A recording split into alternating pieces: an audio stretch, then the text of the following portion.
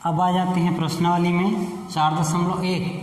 पहला प्रश्न हमारा है कि कौन सा बहुपद है कौन सा नहीं है उसको पहचानना, जिसको मैं पहले बता चुका हूँ। अब उस हिसाब से आप लोग पहचान सकोगे, है ना। दूसरा आ जाते हैं एक्स स्क्वायर का गुणांक लिखिए। ये जो बहुपद दिया हुआ है इसमें हम लोग को एक्स स्क्वायर का गुणांक लिखना है। तो सबसे पहले यहाँ देखना है कि एक्स स्क्वायर कहाँ पे है। तो यहाँ पे हमारा एक्स स्क्वायर है। एक्स स्क्वायर में क्या है 2, अर्थात इसका गुणांक क्या हो जाएगा 2। इसमें देखना है एक्स स्क्वायर के पास क्या है, यहाँ सिर्फ 2 नहीं है, ये एक्स स्क्वायर बटा 2 है।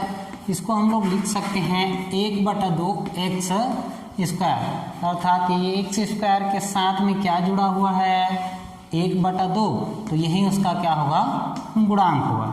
इसमें भी देख लेते हैं, इसमें एक्स स्क्वायर कहाँ पे है यहाँ पे, तो इसके पास क्या है 1/4, तो इसका गुणांक क्या होगा 1/4। इसे आप लोग को पूरा लिखना है। बहुपद 3x का घात 3 धन 2x का वर्ग धन 3x धन 2 में एक्स स्क्वायर का गुणांक बराबर 2। इस प्रकार से और भी हैं, उसे आप लोग को बनाना है। तीसरा का एक तो देख लेते हैं, एक्स का गुणांक तथा अचर पद। इसमें अचर पद को भी लिखना है और एक्स का गुणांक। तो एक्स का गुणांक हमारा क्या है, यहाँ पे लिखा हुआ है एक्स का गुणांक। इसमें एक्स का गुणांक बराबर लिखेंगे 1/5। और अचर पद किसको कहेंगे, जिसमें क्या रहेगा चर राशि नहीं रहेंगे, है ना, सिर्फ 5 लिखा हुआ है। तो यहाँ पे क्या लिखेंगे, इसको अचर पद ये कहलाएगा हमारा। और भी प्रश्न है उसको आप लोग को बनाना है। अब आ जाते हैं चौथा में है घात 4, जिसका घात क्या हो 4 हो का द्विपदी बहुपद निकालना है ना।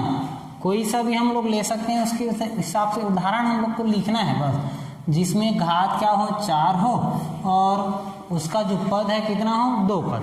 तो जैसे मैं लिखा 5x का घात 4 धन 2, ये घात 4 भी हो गया और पद 1 2। उसी तरह से दूसरा हम लोग लिख सकते हैं 2y का घात 4 धन सिर्फ y, है ना। तो इसमें भी 2 पद हैं और घात अधिकतम घात क्या है 4। उसी प्रकार से घात 6 होना चाहिए और 3 पद होना चाहिए। तो यहाँ लिख सकते हैं 3x का घात 6 धन 2x धन 1 2 3। और इसके अलावा और लिखना चाहें तो दूसरा भी लिख सकते हैं इस प्रकार से, इतना लिखेंगे तो भी हो जाएगा अपने मन से जो भी, लेकिन कंडीशन लागू होना चाहिए, है ना। घात अधिकतम घात 6 होना चाहिए और पद कितना होना चाहिए 3। उसी तरह इसमें घात 5 होना चाहिए और पद कितना होना चाहिए 1 पद। तो ये हो जाएगा सिर्फ 5y का घात 5 लिख दे रहा हूँ, x का घात 5 लिखने से भी चलेगा, है ना। z का घात 5 या केवल y का घात 5, 1 पद आना चाहिए। तो ये 1 पद है और अधिकतम घात क्या है 5। इस प्रकार से हम लोग को बनाना है। अब इसी प्रश्नावली में अब आगे आते हैं 5वां, प्रत्येक की घात लिखिए, मतलब प्रत्येक का घात बताना है हम लोग को। कोई 2 प्रश्न मैं लिया हूँ इसमें। देखिए y का घात 9 ऋण 3y का घात 7 धन 3/2y का वर्ग धन 4। इसमें हम लोग को क्या करना है, इस बहुपद के घात बताना है।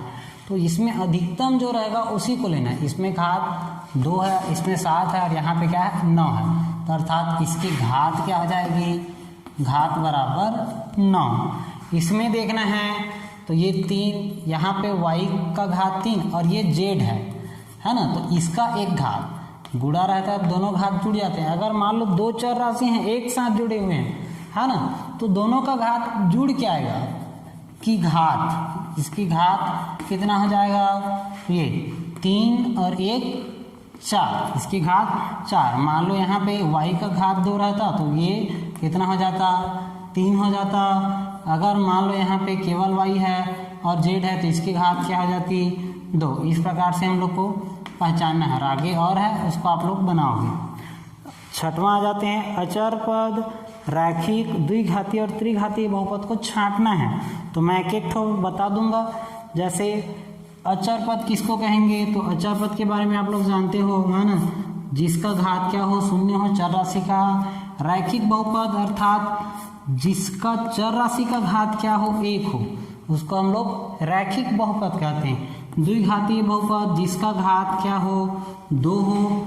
त्रिघातीय बहुपद जिसका घात क्या हो, 3 हो। इसमें हम लोग को देखना है, पहला ले लेते हैं y धन y का वर्ग धन 3/4। इसमें अधिकतम घात को देखना है, तो अधिकतम घात वाला ये है, इसका अधिकतम घात क्या है, 2, तो ये किसमें शामिल होगा, द्विघातीय बहुपद में आएगा ये। इसको देखना है x धन 2/3, तो x धन 2/3, x का घात कितना है, 1 है। अगर 1 रहेगा तो उसको क्या बोलेंगे, रैखिक। यहाँ पे लिखते हैं रैखिक बहुपद। रैखिक या रेखीय भी बोल सकते हैं ना इसी को, रेखीय बहुपद।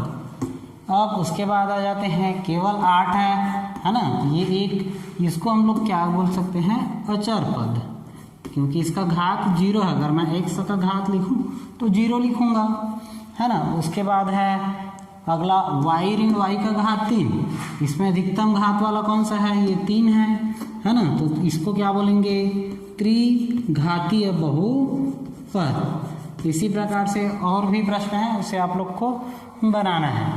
ये एक खाली स्थान में पूछा भी जाता है, किसी का घात, है ना, यदि कोई बहुपद है उसका घात 1 है, तब उस बहुपद को खाली स्थान कहेंगे, तो वो होता है रेखीय बहुपद या रैखिक बहुपद।